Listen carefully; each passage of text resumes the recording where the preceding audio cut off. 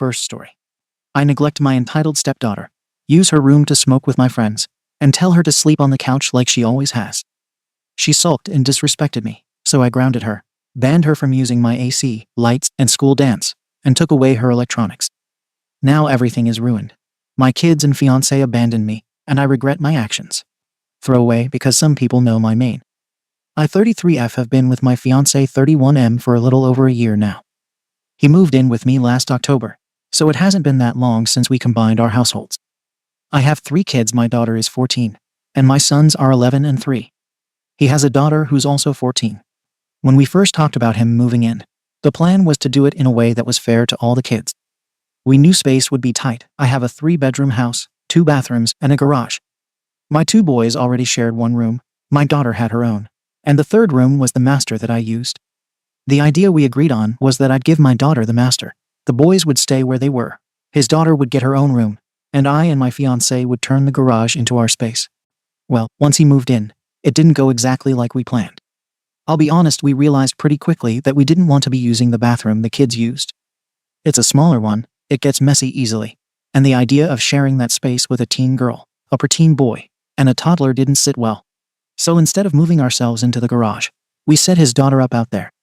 She ended up staying on the couch for about 4 months before we got the garage converted into a livable space with a proper bed and AC. We also started keeping some of our storage in their seasonal decorations, a few boxes of tools, and random overflow stuff. We asked if it was okay, and she didn't complain. She's been a pretty quiet kid. A little distant, kind of moody sometimes, but overall not disrespectful or hard to deal with. That said, there's been some tension. Nothing explosive, just moments where I felt like she was pulling away or had an attitude. Like back in November when I asked her to help me clean up the kitchen after dinner, and she just said, "I didn't eat this," and went to her room. I let it go at the time, but things like that stick with you. My daughter helps around the house. Even my 11-year-old pitches in with trash and such. But his daughter mostly stays in her room. I told my fiancé about it, but he tends to say, she's just introverted, or she's adjusting. Anyway, on to what happened. Yesterday, my fiancé had a friend over, someone I know too. We've hung out before. I'm not really a smoker, but I'll sometimes have one when he's around. We were going to sit outside on the patio to catch up and smoke, but it was cold and the wind was brutal. We didn't want to sit inside the living room because the toddler was watching TV, and the smell would get into everything. So we decided to use the garage. It has AC and a door to the outside, and since his daughter was home, we figured we'd just ask if we could chill in there for a bit. This was around 6 p.m. She was in the living room at the time, scrolling on her phone, and we asked if we could use the garage for a little while.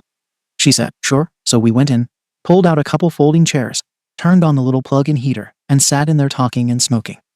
Nothing wild, just laughing, talking, and having a drink each. About an hour later, she came to the door and knocked. My fiancé opened it, and she said she was tired and wanted her room back. I looked at the time, it was around 7, and honestly, I didn't think she was being serious. She usually goes to bed way later, so I told her we'd be out in a bit. Just give us some more time. She kind of stood there for a second, then walked off. 10 minutes later, she came back and said, and I quote, "Can I have my effing room back now?" That threw me off. I get teens have moods, but the way she said it was so out of nowhere. She didn't look upset. She looked pissed. My fiancé told her to watch her tone, and I told her flat out, no, we're still using it. You're not going to talk to me like that and then expect to get your way. She didn't say anything, just walked off again, but I could hear her huffing or sighing loud enough that it was clearly for us to hear. A few minutes later, my fiancé's friend said something like, "Damn, you guys made her sleep in the garage, and now she can't even use her room." I kind of laughed it off, but he kept going. He said, "No offense, but she's 14, that's her bedroom, and it's not even late. Why not just let her go lie down?" I said it was still my house. I pay the bills. I should be able to use whatever room I want, especially for just a bit longer. It's not like we were blasting music or anything. He rolled his eyes and said something like, "Treating your stepkid like a second-class citizen isn't a great look."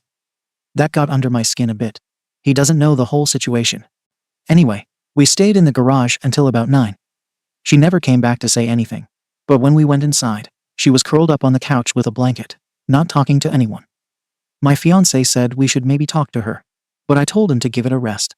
She's 14, she'll get over it. But now it's been weird all day. She barely spoke to anyone this morning, didn't eat with us, and kept her door closed. My fiancé says she's processing, whatever that means. I think she's sulking. She barely made eye contact the next day.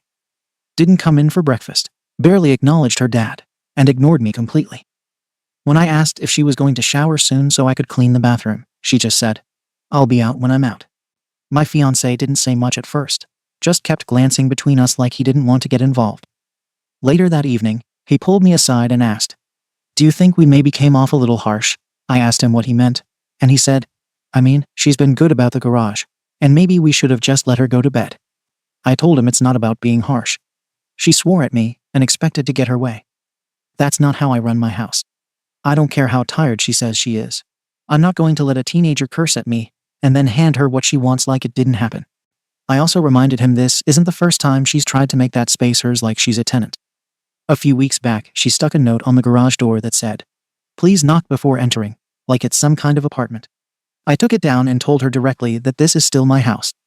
Just because she's living in there doesn't mean it's completely her space. That's where I keep holiday decorations, my tools, and my husband's friend even helped us install some gym equipment on one side. We've always made it clear it's a shared space. He told me she probably just wants some privacy. I told him she's already getting more than most. She has her own room at 14, while my 2 boys are sharing. My daughter has her own room, too. But at least she helps around the house and doesn't act like we're invading her territory when we need something. If I'm honest, part of me is annoyed at how much he defends her. Like earlier this month, she got mad that my toddler walked into the garage without knocking and messed up her drawings. They were just some notebook pages on the floor with colored pencils. She didn't yell, but she gave me attitude and said, "Why is he even in here?" I reminded her he's 3, he's going to wander. And if you don't want something touched, don't leave it on the floor. My fiancé said I should have been a little more understanding because it's her personal work. Again, she's 14. This isn't a studio. I've tried not to make this into a my kids versus his kid thing, but it's starting to feel that way. My kids help with dishes, trash, feeding the dog, and picking up after the toddler. His daughter does her homework, then disappears into the garage until dinner, then goes back again. I've never forced chores on her, trying to give her time to settle in, but it's been almost a year. After the garage thing, my fiancé's friend messaged me later and basically called me out again. Said I was being cold. Said if it were my daughter sleeping in a converted garage, I'd probably be more careful about how I treated her. That stung. I honestly thought we were doing her a favor giving her that space. It's got heating, cooling, a rug, her bed, and a small desk more than I had growing up. But now I'm second-guessing everything. Did we treat her like a guest instead of a family member? Was it wrong to keep using that space while she asked for it back? From my view, she said it was okay. Then an hour later flipped and wanted it back, and not nicely. I wasn't going to pack up our drinks and chairs and move everything inside just because she suddenly decided she was tired. And again, it was 8 p.m. This isn't a kid who's in bed by 8. She stays up texting, watching TikToks, and drawing. It didn't make sense that she suddenly needed to be in bed that early. It felt more like she wanted to kick us out and reclaim the space. But her dad thinks I could have just taken the high road. He says maybe she was overwhelmed and didn't know how to express it better. I say if she wants respect, she needs to give it. Swearing at me in my own home doesn't get you anywhere. Now things are tense. She barely speaks to me. He's quiet around me. I feel like I'm being treated like the bad guy for wanting to use a part of my house. I'm the one feeding everyone, keeping things running, organizing school stuff, and paying the bulk of the bills. But when I set a line, suddenly I'm the unreasonable one. I'm trying to figure out if I did something wrong here. Maybe I was too firm. Maybe I should have just packed up and let her go to bed. But I also think I'm being held to a double standard. If one of my kids pulled that tone with him, I guarantee he wouldn't have backed down either. So Reddit, am I Ada for refusing to give my stepdaughter her room back at 8 p.m. because we were using it to hang out and smoke? Comments. Comment 1. Do you seriously need strangers to spell this out for you? You denied a teenage girl access to the only place she can reasonably call her own, so you could smoke in comfort. That alone answers the question. And let's be honest for a second, would you ever put your biological daughter in the garage full time? You already know the answer, which is why people are reacting the way they are. What really pushes this over the edge is how you keep shifting what the garage is. When it's convenient, it's her bedroom. When you want to use it, it magically turns back into shared storage. That's not a misunderstanding. That's selective thinking. She dealt with months on a couch, shared the space with boxes and gym gear, and still gave you permission to use it, then got shut down when she needed it back. The fact you're shocked she's withdrawn says a lot. Comment 2. You basically shoved her into the garage because you didn't want to share a bathroom, called it her room, and then kept walking in like it's a utility closet. Honestly, that part already says a lot. If you're going to claim it's your house so you can do whatever you want, then don't pretend she has her own space. She doesn't. She's got whatever corner you let her use between boxes and treadmills. Swearing aside, she asked for her room back, and you just told her no. Not because you needed it, but because you didn't feel like moving. If you were sitting in her actual bedroom inside the house and refused to leave so you could smoke with your buddy, people would lose their minds. But because it's the garage, you think it's different. That girl knows damn well she's not prioritized, and she's reacting exactly how most teenagers would, pissed off and done trying. Comment 3. You're acting like she's a guest crashing in your storage room when she's a full-time kid in your household. It doesn't matter who pays the bills, you decided to blend families. And with that comes shared space and respect, both ways. She let you use the garage at first, and instead of appreciating that, you treated it like she owed you unlimited access. Also, if she's tired or overwhelmed or just wants her own space, for whatever reason, that's valid. You're sitting there drinking and smoking in the only place she has to decompress, and then arguing about packing up chairs like it's some huge inconvenience. She's 14, not a roommate. And yeah, maybe she was rude with the language, but you're the adult. It's on you to model how to resolve SHT without power tripping. Comment 4. She was fine with it. She didn't complain. She agreed to let you use it. You keep repeating those like they're gold stars instead of red flags. News flash: when a teenager never pushes back, it doesn't mean they're okay, it means they've learned not to expect much. And now, when she finally says enough, you act like she broke some contract. Honestly, you sound more upset about having to pack up an ashtray than about how she feels. It's not about the hour of time. It's about her realizing that even when she does ask for something, it still doesn't matter. That would mess with anyone, especially a kid trying to find her place in a blended family. Let her have her damn room. Update. So I wasn't planning to update, but things have shifted fast in the last couple of weeks. And after reading some of the replies and what's happened in the house since then, I think I need to address what's going on. After the night in the garage, things were off. My fiancé's daughter, 14, was cold, barely talking to anyone. I thought she'd come around, but instead, she started acting like a stranger in the house. Not hostile, just removed. I told my fiancé I didn't like the attitude, and if she was going to live here full time, she needed to get with the program.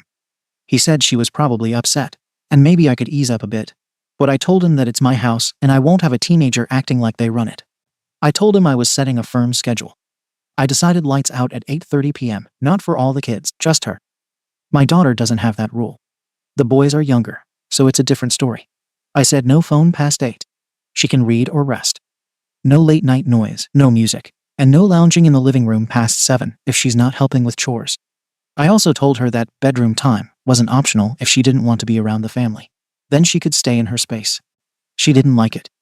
She started pushing back, mostly with quiet resistance. Taking longer in the bathroom, moving slower in the mornings, pretending not to hear me when I called her.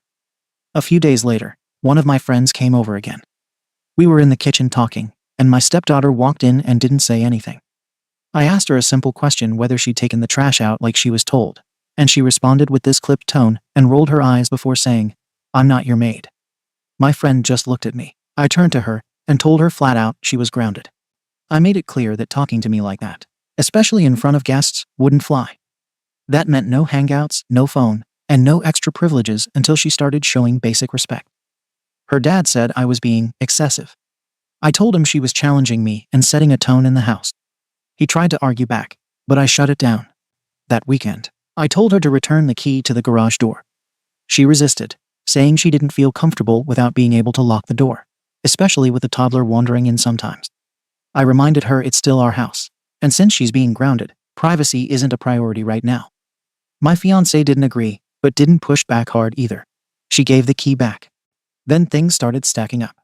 The garage light had gone out, and I hadn't had time to fix it. I didn't think it was urgent. But a few days later, my youngest son, 3, wandered in there while I was on a call, tripped on a box, and scraped his face on the concrete. Nothing major, but enough that it left a mark. The stepdaughter came to tell me, and I just looked at her and asked, "Why was he even in there?" She got quiet.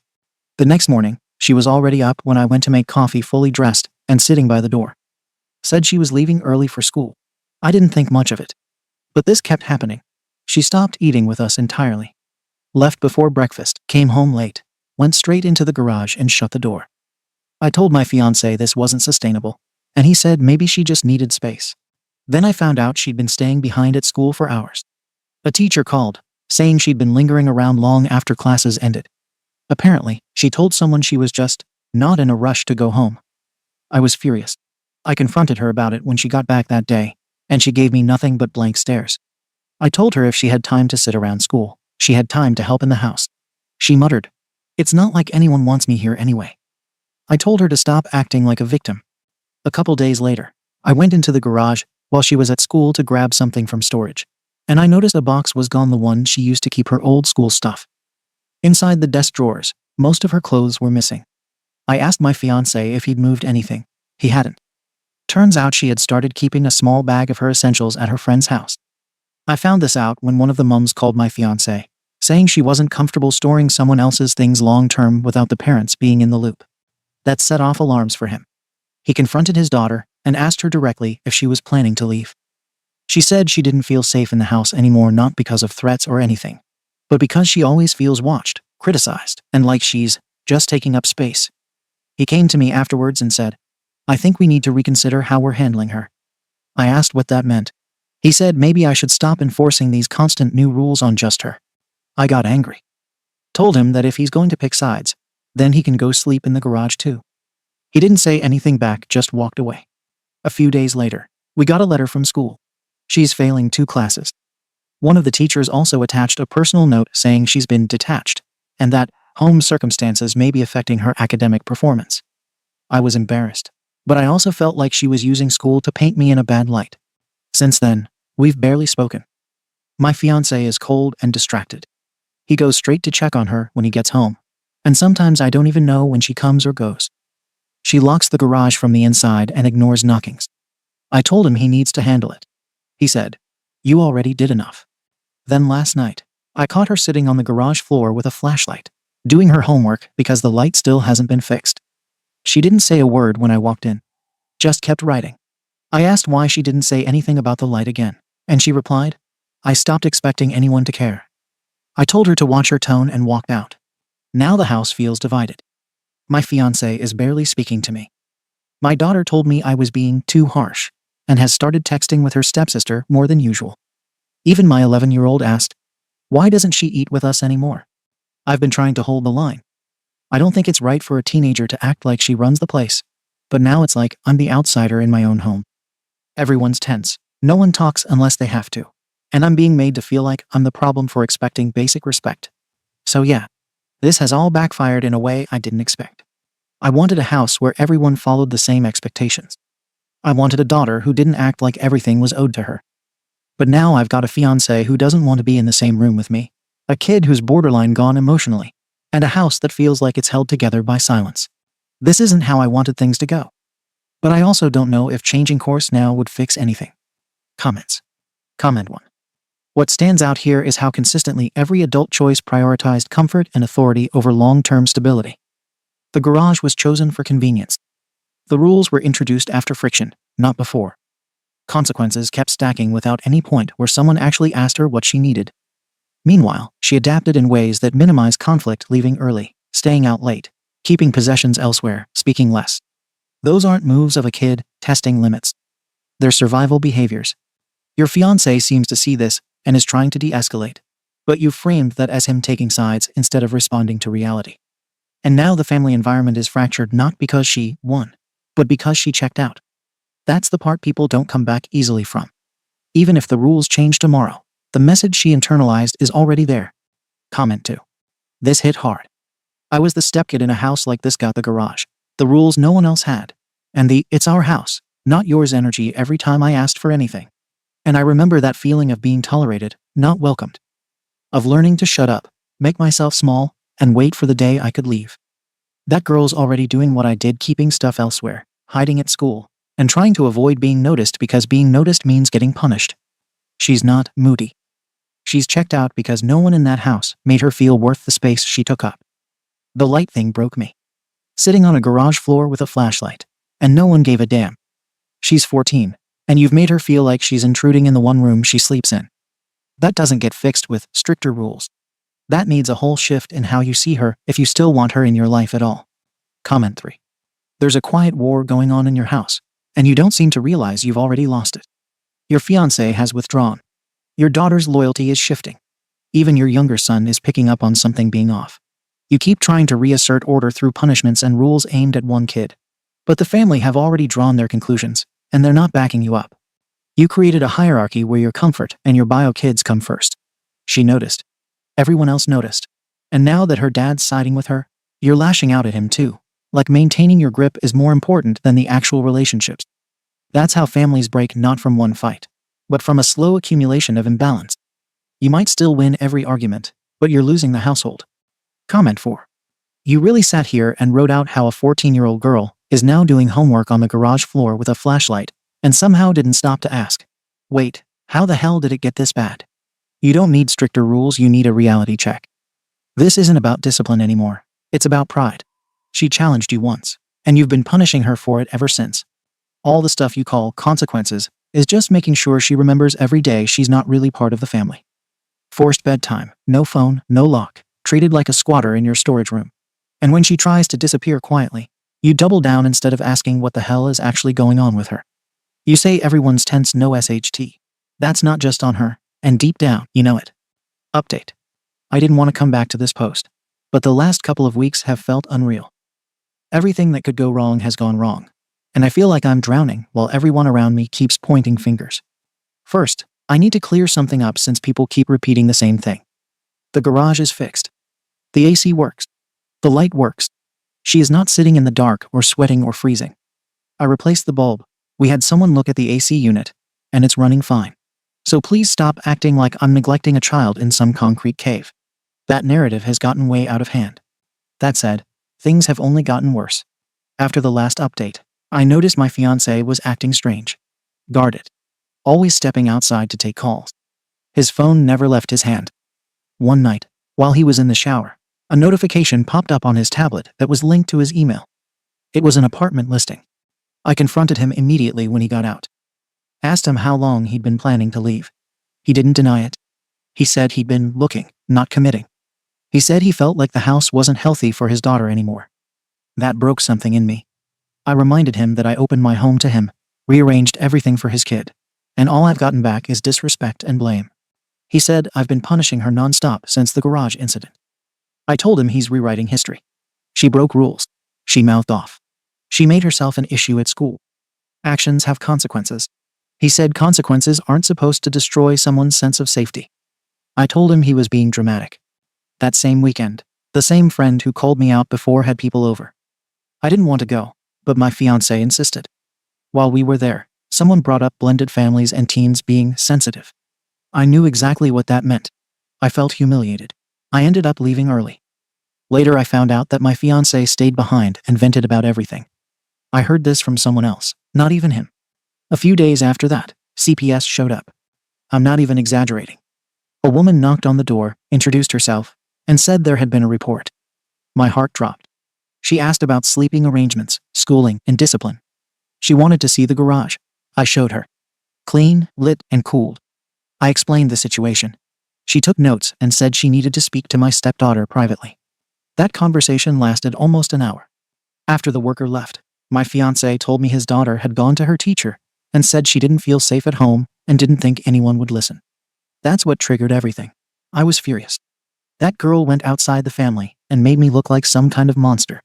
The CPS worker didn't take the kids or anything, but she said we needed to reassess dynamics and recommended counseling. The fact that we even got to that point feels like a betrayal. Then came the final straw with school. My stepdaughter had been grounded, and part of that meant she wasn't going to a school dance she'd been talking about for weeks. My fiancé tried to argue with me about it. She said she needed something positive. I said grounding doesn't disappear because you feel bad. She cried. He looked at me like he didn't recognize me anymore. The night of the dance, she packed a small bag anyway. He helped her. Didn't ask me. He just told me he was taking her to his sister's for the weekend so she could breathe. I didn't stop him. I didn't know how.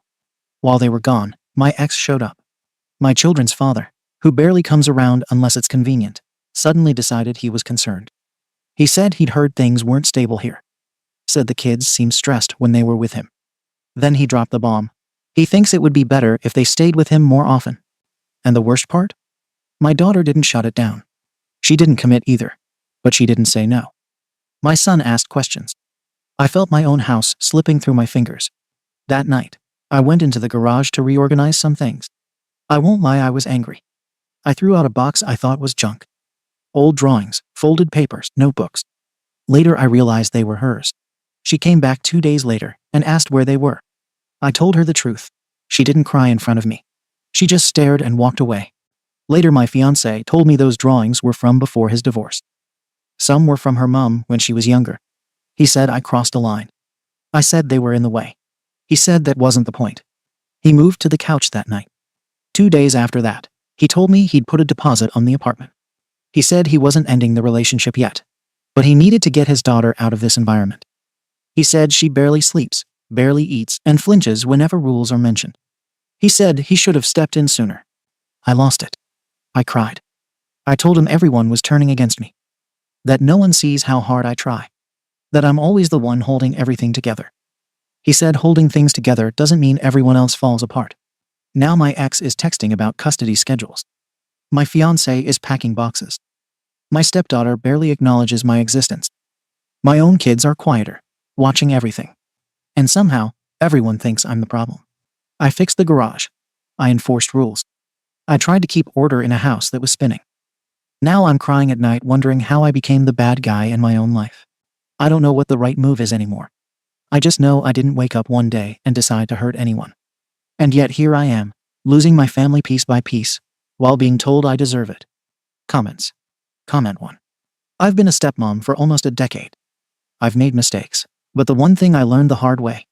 The second you start trying to correct a teenager instead of understanding them, you lose them. You kept pushing her to fall in line without ever asking what she needed. That garage became a punishment long before any rules were written. You threw out her personal drawings and treated it like decluttering. That's what sticks. Not the grounding, not the curfews that you touched the few things that probably felt like home to her and just tossed them. It's hard to come back from that. Honestly, your fiancé did the only thing he could do at this point. He picked the person who still has time to recover from this mess. Comment 2. Jesus. I fixed the garage, so stop saying I'm abusing her. As if lighting and airflow are the only things required to raise a kid. Maybe next time throw in a pack of napkins and a motivational poster and call it a dorm. You treated that girl like a squatter from day one. And now she's got a dad who's finally clocked in and 2-step siblings who aren't defending you. You didn't just lose her, you lost the house. Your fiancé moved out emotionally before he touched a box. You just refused to see it. And now you're crying, wondering how everyone else became the problem. You want honesty? The crying isn't about regret. It's about losing. And that's why no one's backing you anymore. Comment 3. Everything in this update screams panic from someone who just realized they lost the room. You kept doubling down, like the louder you enforce the rules, the more respect you'll earn. Instead, everyone backed away. Your fiancé's on a lease, your daughter's weighing her options with her dad, and even CPS showed up. That's not coincidence. That's cause and effect.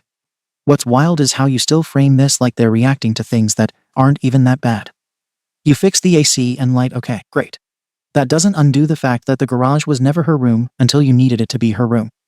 You enforced discipline, sure, but only when it served your ego. There was no consistency, no empathy, just a moving target she could never hit. Update. I didn't want to come back again. But there's no pretending things are still unresolved. Everything is resolved now. Just not in a way I ever expected. After the CPS visit and my fiancé taking his daughter to his sister's, I tried one last thing. I asked everyone still under my roof for a family meeting. No phones, no walking away, no excuses. I wanted everything on the table so we could stop tiptoeing around the tension. I thought maybe if everyone heard each other, it would reset things. It didn't. My fiancé showed up already closed off. My stepdaughter sat near him, barely looking at me. My daughter sat quietly. The boys were confused but stayed.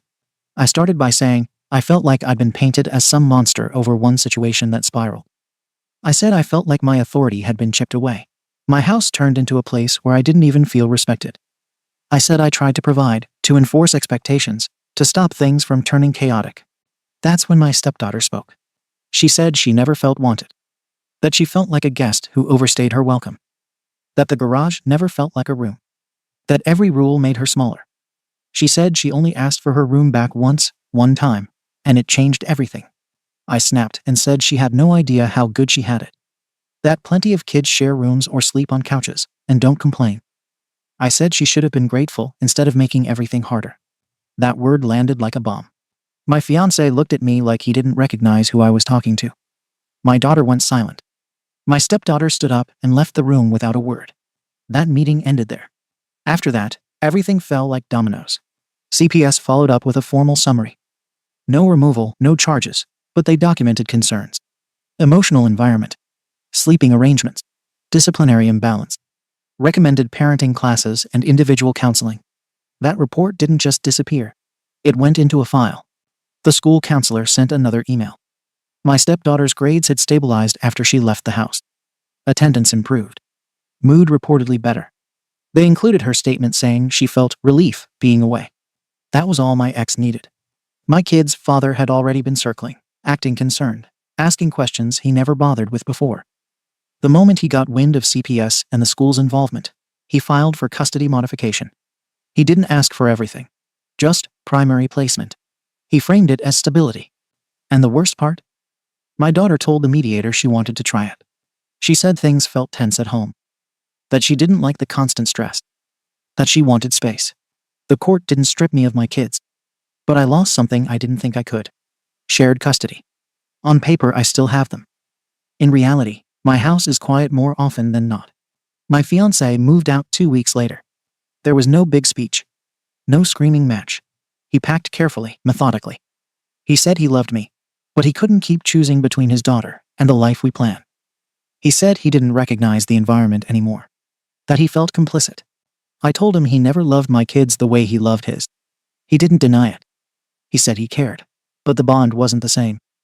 That honesty hurt more than if he'd lied. The plans we made, marriage, renovations, long-term stability, are gone. The house feels like a draft of a future someone else scrapped. Friends stopped coming around long before he left. Some picked sides.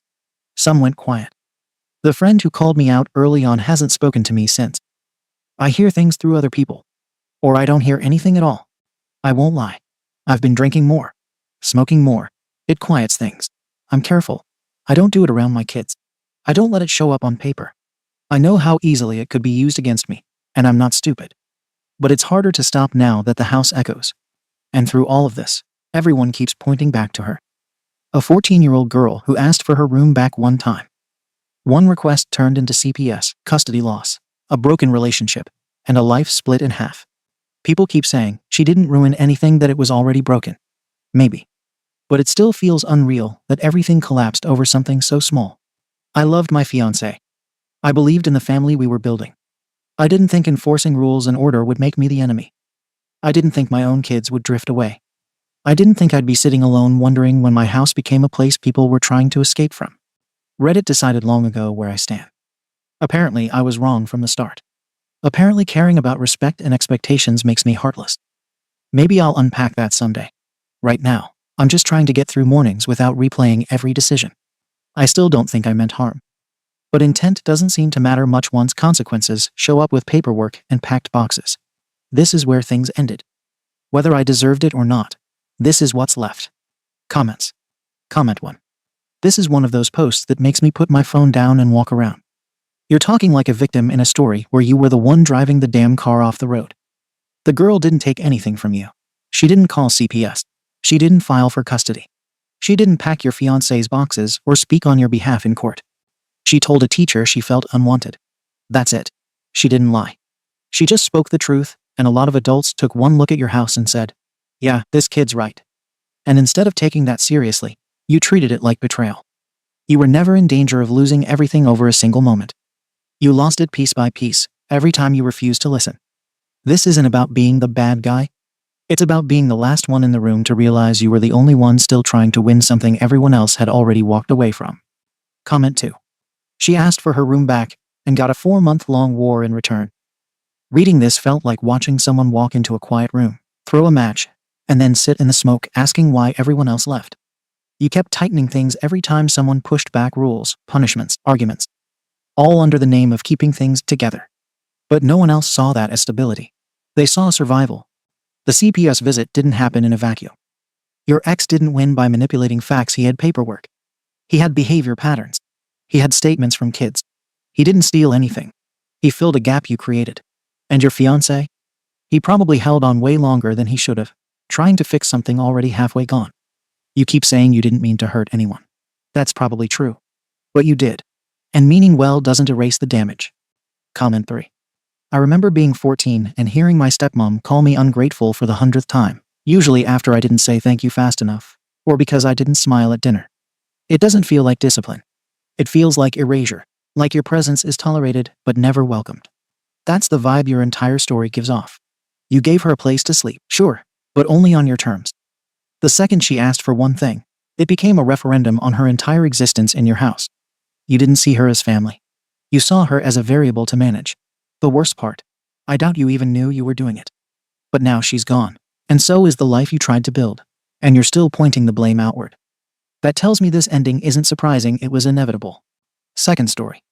I assumed my husband's coworker was his work wife, then found out she is a child. So I demanded he stop talking to a child, and made him feel like a creep when that kid has no family, and treated my husband as her mentor. Now I'm regretting my actions. I have been married to my husband 43M for over 10 years. We have a normal, healthy relationship. No cheating, hiding phones, etc. He is a chef for an organization at a restaurant, so he works normal-ish hours, usually 12-8. In telling me about his day at work, he will casually mention the names of people I don't know but have come to know about through his work stories. One of these people is a lady we'll call Sarah. I had got the gist that Sarah is a younger woman that is just starting out in her culinary career, and my husband has sort of taken her under his wing, which I thought was cool. She would text him during non-work hours about regular friend stuff, asking how our daughter's birthday party was, and how our new cat was doing. I was happy he was taking this young lady under his wing, as I know how kitchens can be for women. I jokingly referred to her as his work wife a few times, just kidding with him about how often he mentioned her. I had zero suspicion about cheating. I just thought she was a female friend and coworker.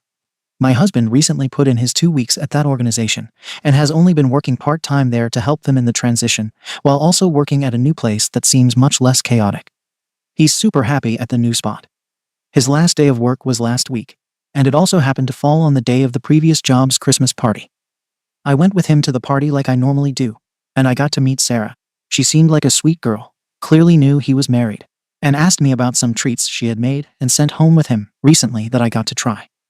She mentioned that she cried earlier that day because he wouldn't be there anymore, and she would have to work with the other crazies without him, to which I responded that she should try to apply at his new job, because it seems a lot less stressful. She said that she was planning on it, but couldn't until she turns 18 in 2 years. The girl is 16. I was taken aback. I thought about the friendly texts, referring to her as his work wife, etc. I knew she was young, but not that she was a child. On the way home, I sort of confronted my husband about it. I asked him if he knew she was 16, yes, and why he didn't mention it didn't seem important. He seemed hurt that I was calling out that behavior as inappropriate on his part. I absolutely don't think that anything sexual was going on, which he seems to think is the issue. But I am genuinely concerned that he doesn't see how inappropriate it is to be friends with a 16-year-old girl. We have a 7-year-old daughter, and I asked him how he would feel if, when she was 16, he found out that she had been texting her 40-plus-year-old male boss after work hours just to chat. He said that he didn't see an issue as long as it wasn't sexual or anything. I told him that he needed to not have any contact with Sarah anymore. And he got defensive and said that he didn't even have any reason to contact her, because they didn't work together anymore. But I shouldn't accuse him of being a predator just because he was being nice to her. I tried to explain that I know that he wasn't being a creep, but anyone who didn't know him well, or her parents, would see their friendship as inappropriate. He showed me where he deleted her contact and off Facebook at my request.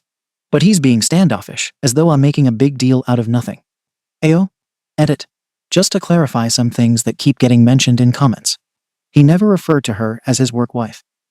I am the only one who said that, and I definitely would not have had I known her age. Yes, I get how the term work wife is weird.